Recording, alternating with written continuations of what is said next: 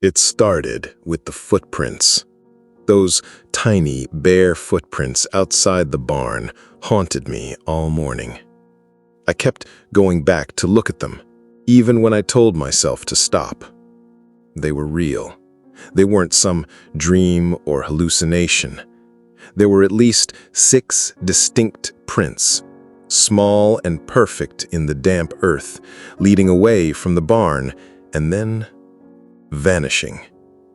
Just a few yards out into the field. No other tracks. No sign of where they came from or where they went. I didn't tell my parents at breakfast. They were already arguing about bills, about feed prices, about things that had nothing to do with strange footprints. But I couldn't stop thinking about them. By noon, I gave in and went back to the barn. The door was locked, just as it had been that morning. I hesitated, key in hand, before finally unlocking it and stepping inside.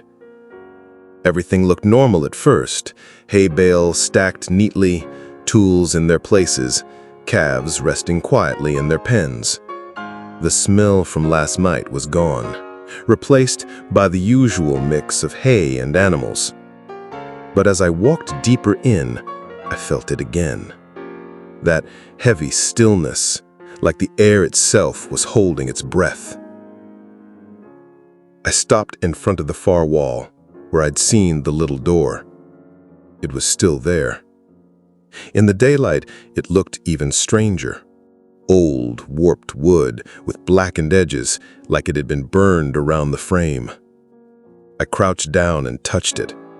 The wood was cold, unnaturally so, as if it hadn't been touched by warmth in years. I leaned closer. Faint scratches marked the surface. Tiny, shallow lines, almost like fingernails. I should have left it alone. I should have locked up and walked away. But instead, I grabbed the chain lying beside it and pulled the door open. It swung inward with a low groan. Behind it was a tunnel. It was small, just wide enough for me to crawl through, dirt walls reinforced with old wooden beams. The air that wafted out was cool and damp, carrying that same sickly sweet smell from last night. Dad never mentioned this, I muttered to myself. In fact, I'd never heard of anything like this being under our barn. For a long minute, I just stared into the darkness. Then I heard it. Soft, distant, like a child humming a lullaby. I don't know what possessed me, but I dropped to my hands and knees and crawled inside. The tunnel stretched farther than I expected, sloping gently downward. My flashlight beam bounced off damp earth, catching glimpses of old boards, bits of rusted metal, and once what looked like a small, broken toy horse, half buried in the dirt. The humming grew louder as I went, until I reached an opening. I stopped at the edge, heart pounding. It was a room. A room underground, maybe 15 feet across, with low earthen walls and a wooden ceiling braced by beams. In the center stood a small rocking chair, swaying gently as if someone had just left it. And on the floor, arranged in a perfect circle, were dozens of old, dusty toys. Stuffed animals, wooden blocks, dolls with cracked porcelain faces, all of them staring inward at the empty space in the middle. The humming stopped. "Hello?" My voice sounded weak, swallowed by the earth. Something moved in the shadows. I whipped my flashlight toward it and caught a glimpse, a small figure darting behind a beam. Pale skin, dark hair, child-sized. "Hey," I called out. "It's okay. I'm not here to hurt you." Slowly, a face peeked out. It was a little girl. Or at least, she looked like one. She couldn't have been more than 7, with tangled black hair falling over her face. She wore what looked like an old-fashioned nightgown, dirty and torn. Her eyes, when they met mine, were too dark, so dark they seemed almost bottomless. I stumbled back. What the hell? The lights went out. Not just my flashlight, everything. One moment I was staring at her, the next there was nothing but blackness. The air grew colder, thick with that rotting sweetness. And then I heard it. Dozens of voices whispering all around me. Stay, stay, stay. I scrambled backward, hands clawing at the dirt. Something brushed my ankle, small, cold fingers.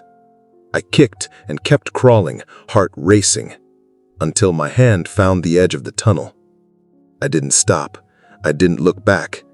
I just hauled myself up and out of that barn as fast as I could. I didn't sleep that night. Every creak of the house made me jump. Around 3 a.m., I heard the barn door slam shut on its own. I almost called the sheriff right then, but what would I say? There's a creepy tunnel with demon children under my barn. The next morning, I told my dad everything. I expected him to laugh, to tell me I was imagining things. Instead, he went pale. "You found the door," he said quietly. "You knew about it?" He hesitated. "My father boarded it up years ago, told me never to open it." "Why? What's down there?" He didn't answer. He just grabbed a crowbar and a can of gasoline and headed for the barn. "Dad, what are you doing?" "Fixing a mistake," he said. I followed him, heart pounding. We reached the little door, still ajar from when I had fled. He didn't hesitate. He pried it wider, poured gasoline down the tunnel, and struck a match. The flames roared to life, the flames licking hungrily down the passage. For a moment, I thought I heard screams, high-pitched, angry, inhuman. Then there was a loud crash, and the earth itself seemed to shudder. When it was over, the tunnel had collapsed, sealing whatever had been down there for good. Dad didn't speak for a long time. When he finally did, his voice was low.